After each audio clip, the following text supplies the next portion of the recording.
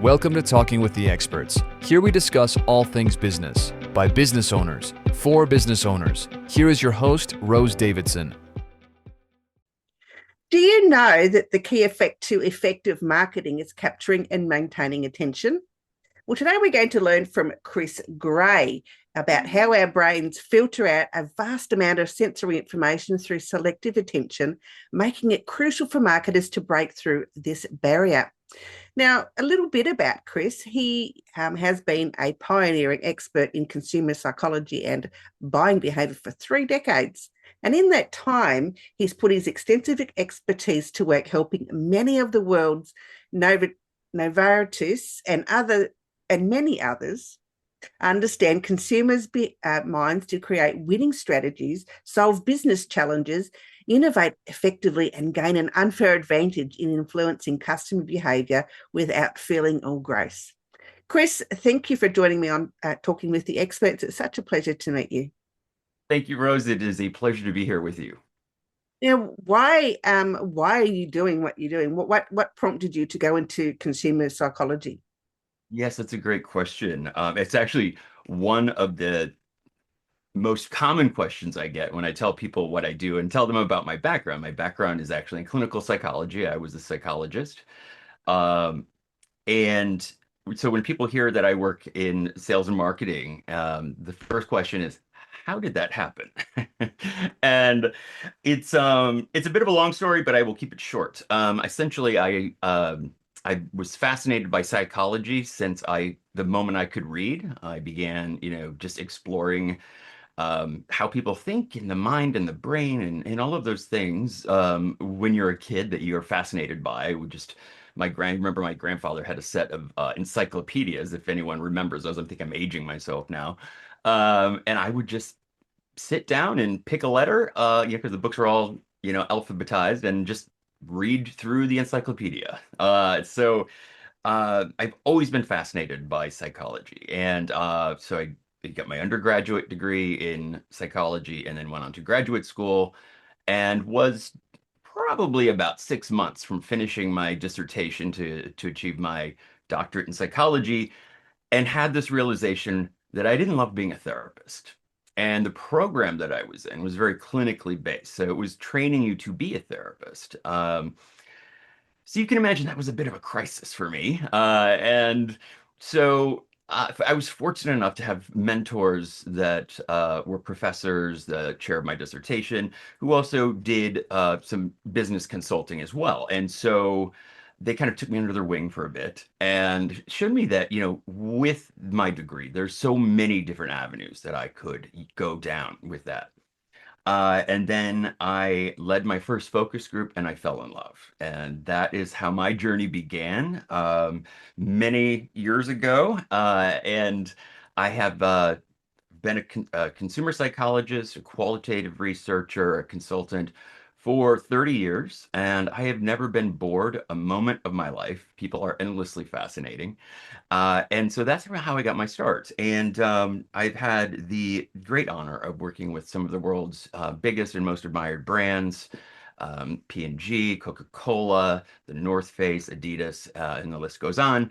And from those experiences, I continue to learn, I continue to grow, and use what I've developed and learned with my clients today.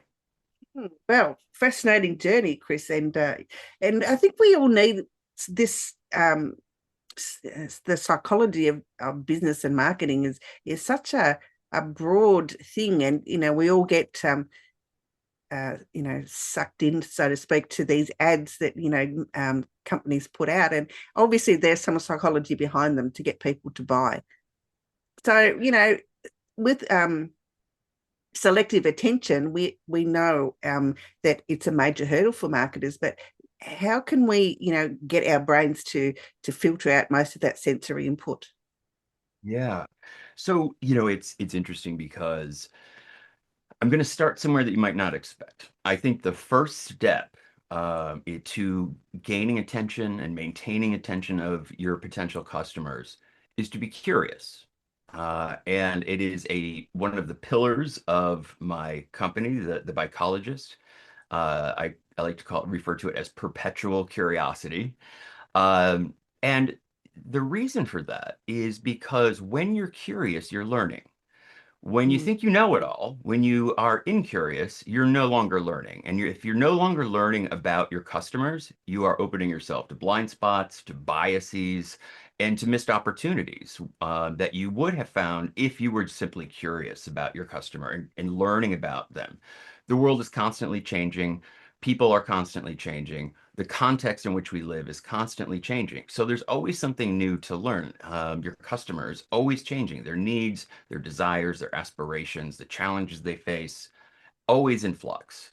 And so if you stop learning, you're going to miss those opportunities. And so I think the first step to gaining attention is simply to be curious. And fortunately, curiosity, we all have, we're sort of all born with a different capacities for curiosity. But the good news is that science has time after time shown us that you can develop curiosity just like a muscle. And so I always encourage my clients to do things to develop their curiosity. And that can be anything from, asking purposeful questions to going to a museum or going hiking or taking something that you do every day mindlessly, right? So maybe it's brushing your teeth, maybe it's driving to work, and just being mindful about it. Start noticing things that maybe you would have missed if you weren't actively thinking about it. And that will help you start to develop this sense of wonder for the world. And that sense of wonder is not something that is simply nice to have. It is absolutely essential for business success. And so when we think about attention, the key to attention, there's really, there our brains, as you mentioned, selective attention, right? And I think most people are somewhat familiar with that process, but just to make sure we're all on the same page, our brains, they process about 11 billion bits of information per second. But our conscious mind can only handle about 40 or 50 bits per second. So that's a huge difference, right?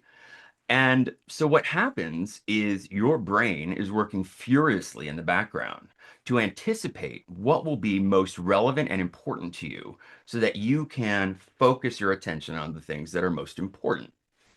And so just as a quick demonstration for you and your audience, I would just like you to wiggle your toes for a second. And if you wiggle your toes, you can feel sensations in your toes. Maybe you can feel the inside of your shoe or the carpet beneath your feet, or you can feel whether they're warm or cold. Well, what does that have to do with anything? Well, probably 30 seconds ago, you weren't thinking about your toes. All of those sensations were there. They just were not, your brain decided that they were not relevant in the moment. And so it said, we're not going to focus on that. And so it allows you to shift your focus to something else because attention is a finite cognitive resource, meaning that we only have so much to give at any moment. So it's like cash in your wallet. I hope kids still use cash once in a while and they know what that is. Um, and you only have so many dollars. So you decide, where am I going to distribute those dollars? I can put them all here and spend all my money on this big thing, or I can spread it out and buy a whole lot of little things. And that's exactly how attention works. Because it is a finite resource. If I put all of my attention on one object or one situation, I am ignoring everything else that's going on around me. Now, I'm not doing that consciously. That is a subconscious process that happens in a split second, and your brain is constantly filtering out all those billions of bits of information that are not important. And so, as I always say, if you are in business, particularly if you are in sales and marketing of any kind, getting and maintaining attention is your number one hurdle. Because if your brain decides that you're not one of those 40 or 50 bits of information and filters out your package, your messaging, your commercial, your ad, you've lost any opportunity to communicate with your potential customers. And it doesn't matter how beautiful the ad is, it doesn't matter how clever it is. if it's not something that your customer's brain is latching onto and say, yep, we're going to pay attention to that, then it may as well not even exist. It's difficult. I mean, I know that I found it quite challenging to get the attention of my ideal client. Um, I put out content regularly. I think that I'm putting out content that would make someone curious and interested in the service that I'm providing. But what is that little tiny thing that you can change that will get that interest from that person? Because for a lot of us, it's quite challenging. Yes. Well, and I would say that your success with the podcast has certainly shown that you know exactly how to do that. But for your audience, I think that the first thing is self-awareness. So important because we as humans, we are just wrought with cognitive biases and blind spots. And we all have them. We all, there's no shame in having a bias or a presupposition or anything like that. It's what we do with them, and it's how aware we are of them. So, one that is really important, is I casually refer to it as main character syndrome. And what that means is that if it's interesting to me, well, it must be interesting to everyone, right? Well, that's not always the case. Sometimes those line up nicely. Most of the time, maybe not so much. At least it's not an exact match. And so we have to develop our empathy. And I'm a big advocate for empathy in business, sales and marketing, because I think one of the problems with empathy is that people mistake it either for sympathy, which is feeling sorry for someone, or for simply being nice, which certainly empathy feels nice when it's practiced, but that's not always the point. And certainly in marketing, sales, business, empathy is about putting yourself in the shoes of your customer and seeing the world from their perspective. It's setting aside your own perspective, your own biases, your own assumptions about who you're talking to, and being able to step into their shoes so that you can see the world as they do, see them through fresh eyes, and really understand what is important to them, what matters to them, what's going to motivate them, and what's going to drive their behavior. And the better you can do that, the more relevant you're going to be with your audience, the more interested they're going to be in what you have to say. And that relationship then develops from there. Yeah, and I guess we've got to cause that disruption, don't we? In people either perceive a product or service, or how they perceive a person or a business. So how do we cause that disruption, Chris? It's I think that's probably one of the most vital things in marketing is causing that disruption in people's biases and perceptions. Yeah. So there really are two avenues to attention that I like to talk about a lot. Then there may be others, but I think these are the two most primary when we're talking about sales and marketing or business or entrepreneurship. The first is disruption. And disruption is simply standing out against your environment. So, it's making sure that people see you quickly, hear you quickly. So this is why, school buses are bright yellow. This is why ambulances have sirens. It's so that they stand out immediately and they're impossible to miss to other drivers. Now, disruption is you can achieve that visually, sound or visually through color, movement, pattern disruption. You can do it through hearing, through sound, through things like jingles or beeps and buzzes and those types of things. And there's other sensorial ways. It's primarily a sensorial experience, right? But the problem with disruption is that two things really. One, it's entirely contextual.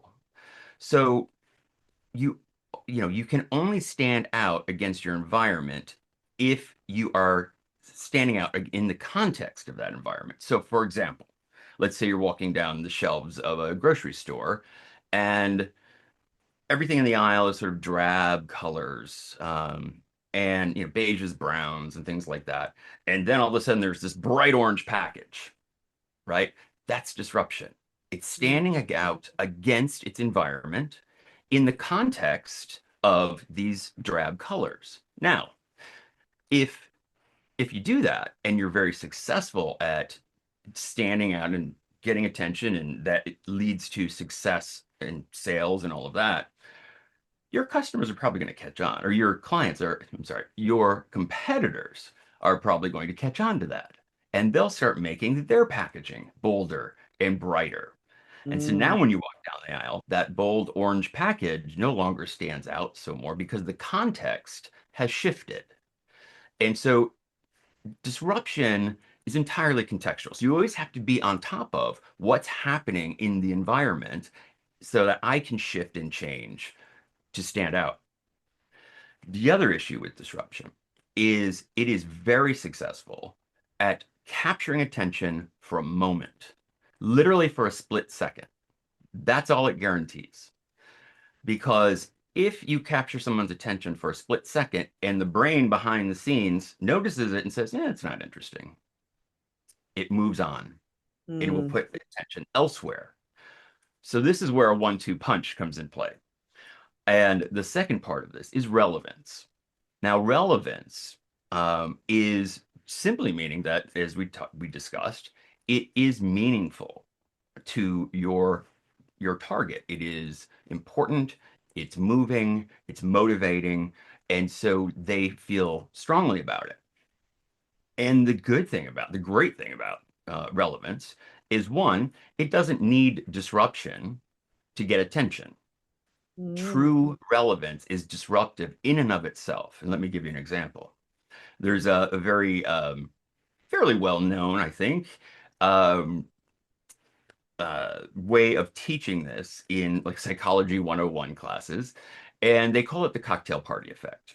So imagine that you are at a party and you're surrounded by people who are having a great time and they're laughing and talking and there's music playing, but you're having a conversation, a one-on-one conversation with a good friend.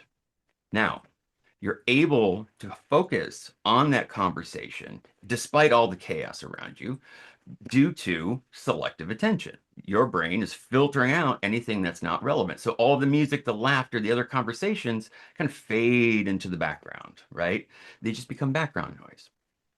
Now, if someone in a conversation nearby says your name, whoa, that gets your attention. Why? Well, because your name is very personal to you and it's very relevant to you. So that relevance is able to draw some of your attention away to say, oh, maybe someone's trying to call me, or maybe someone's trying to get my attention. And so that's an example of how powerful relevance can be at breaking through. The key, though, is that relevance is also the way to not just attract attention for a moment.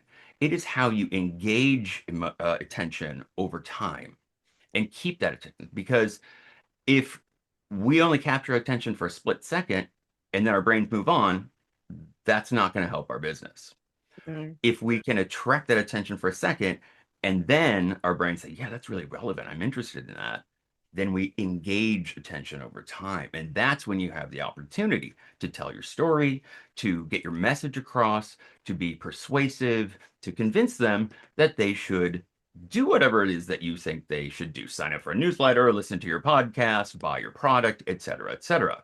And so it is really the 1-2 punch of disruption plus relevance that really come together to grab attention and keep it so that you have an opportunity to tell your story. I guess that's how, people like McDonald's or Burger King or Nike or Adidas, use those two things in unison to, keep their customers and potential customers engaged, whether it's through text or image. They often use colors. Certain kinds of colors attract certain types of attention. So in your view, what are, I'm not sure if you do this, but what are the colors that, that attract the most attention, other than the reds and the oranges, because they're Yeah. not business colors except for McDonald's, who uses yellow. Yeah.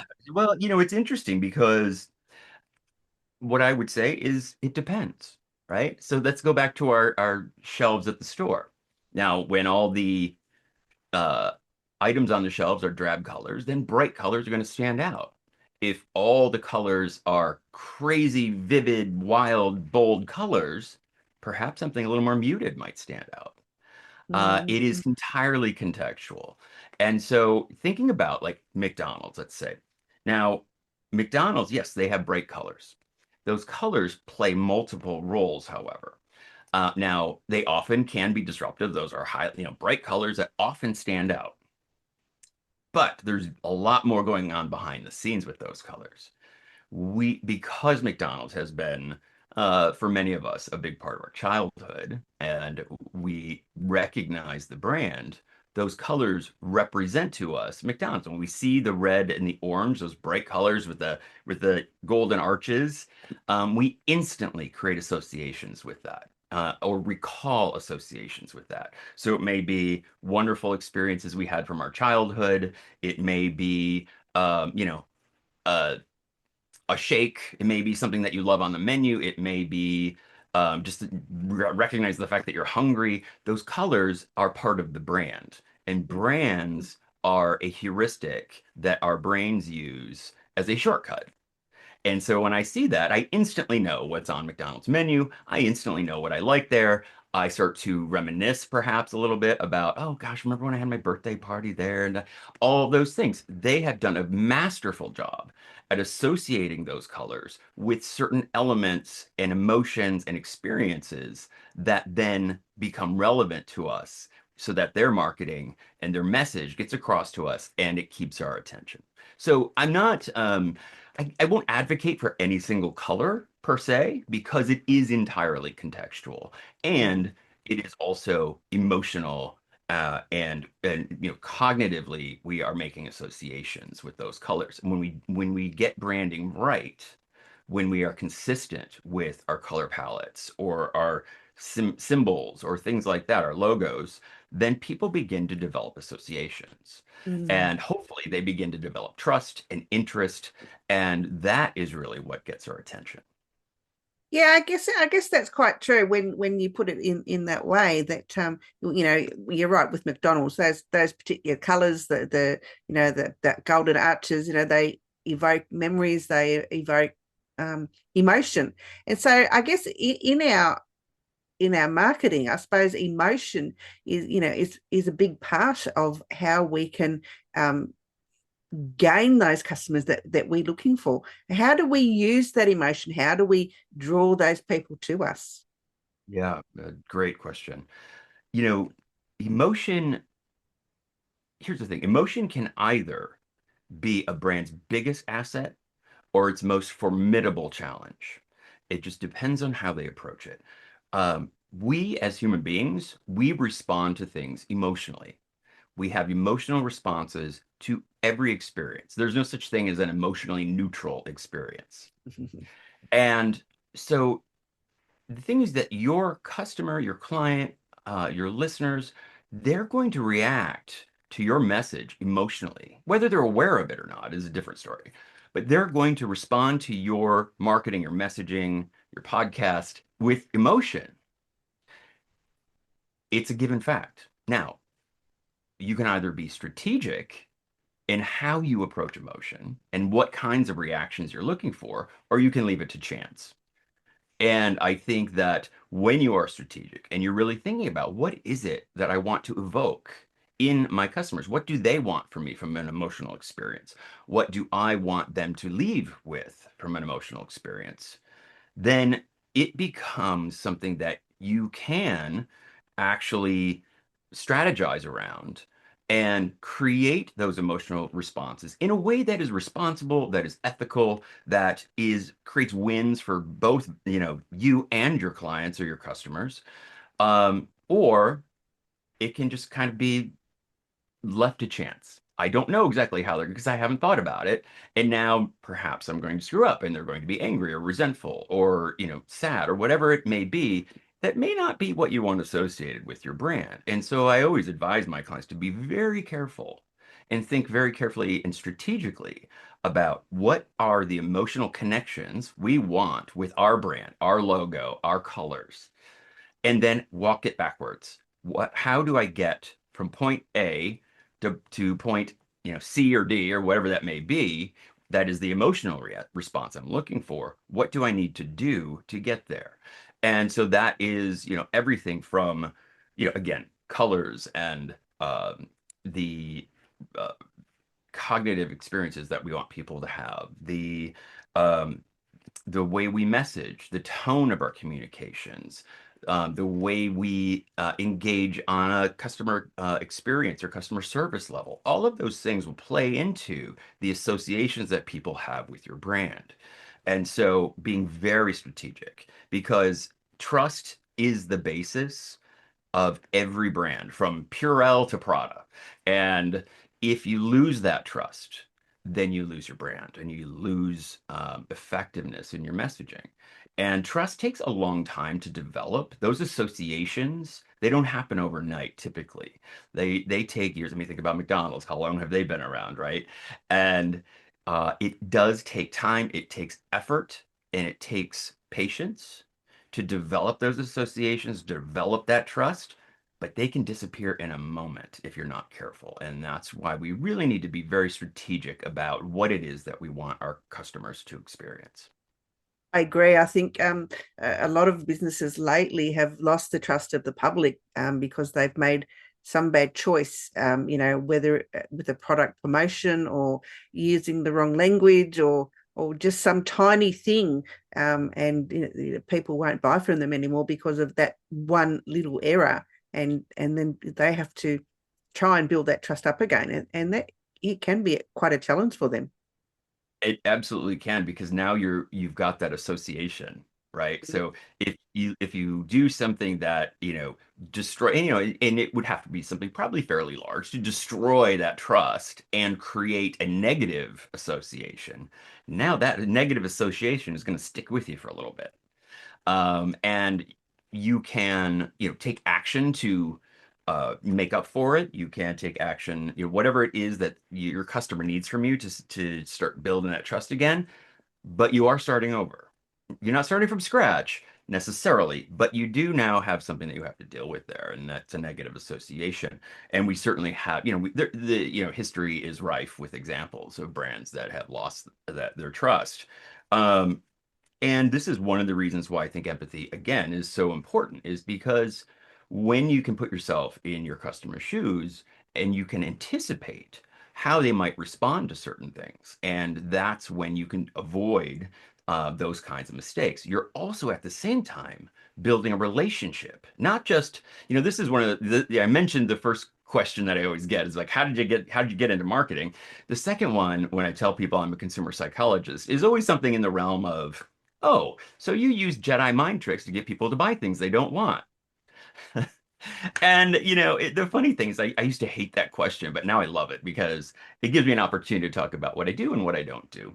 Um, Look, we can use tricks. You can use psychology tricks to, trick someone into buying something that they really don't want. We're, as marketers, we have the tools, we are sophisticated, we know how to do those things. I don't recommend it. And again, like there are zillions of so-called behavioral science experts who maybe read half a book who will, talk about psychology hacks and psychology tricks to, get your shopper or your customer to buy something. We can do that. We can get just about anyone to buy anything once. Now, think about your own reaction. We've all sort of been tricked into buying something that didn't live up to our expectations, or we really didn't need it or didn't want it, but in the moment we got caught up. When you realize you've been hacked or tricked, or you know, you've been You've had an coerced into buying. impulse buy. You've had an impulse buy for whatever reason because Yeah, in that moment you needed that particular thing. Well, you think you did, but when you get it, right. it's not. It's not what it is. Yeah, you've been sort of tricked into thinking you needed it in the moment. Now, some impulse buys, like impulse buys, can be good. They can actually be things that work out for you very well. But when you feel like you've been coerced or tricked into an impulse buy, you start to feel some fairly negative emotions towards the brand and sometimes towards the retailer, even though they're just the store. Um, when people feel like they've been coerced, they start to feel resentment, they start to feel anger, frustration. And if that continues, that can lead to avoidance. And if that's the reaction that people are having to your brand, the association that they have with your brand, you're in a lot of trouble. And so I always say to my clients, look, yeah, we could trick people into it. I don't do it personally. I don't recommend it. Um, but you're much better off being open, honest, authentic with your customer base and understanding their needs and helping them to achieve those needs and aspirations in better ways. That builds a relationship because, and that's valuable because the cost, the cost of acquiring new buyers is very high. New listeners, new audience members. That takes a lot of time. It takes a lot of effort. It takes a lot of money versus having people that want to come back again and again because they have had a positive experience with you. You've helped them in some way. They have positive associations with you. What that leads to is a customer base that will buy from you more often. They will buy often. They'll often spend more. They will often refer others to you. They will sing your praises on social media. And that is far, far, far more valuable than tricking someone into buying once and then having to find new people to trick and new people to trick and new people to trick. And so you can go one of two paths there. I don't recommend the psychology hacks and tricks aspect. Don't I Uh, don't I bypass them. You see a lot of things people are offering all these hacks, and as soon as it's got the word hack in it, I think no, it's not for me. It's yeah, because I've got a there's so bad many. habit. The word itself to me doesn't sit well. It may be quite legitimate, but it's just the word itself has that, I don't know, it's just so negative for me. I think that there are a lot of marketers out there that think consumer psychology is like a bag of tricks. You just pull them out and throw them at your customer and they'll buy stuff from you. And that's just not how it works. It's just not the way that it works.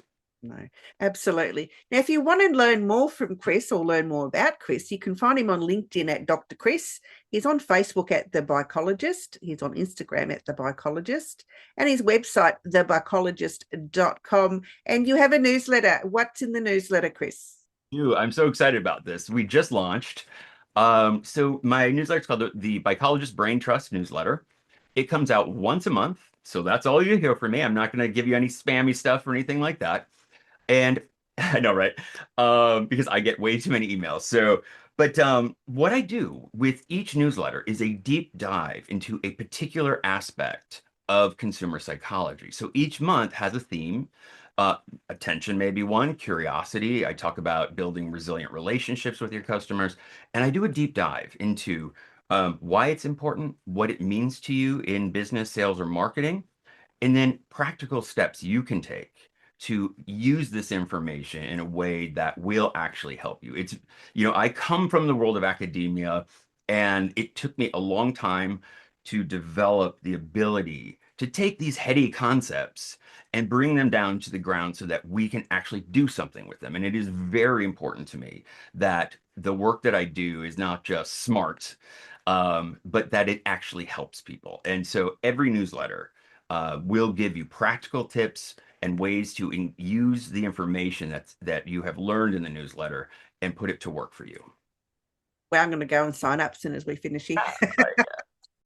Chris, it's been an absolute pleasure. Thank you so much for sharing with us today. Is there something else that you might like to share with our audience? Well, I would just like to say, Rose, you're wonderful. Thank you for a great conversation, and I hope you enjoy the rest of your day. Thank you so much.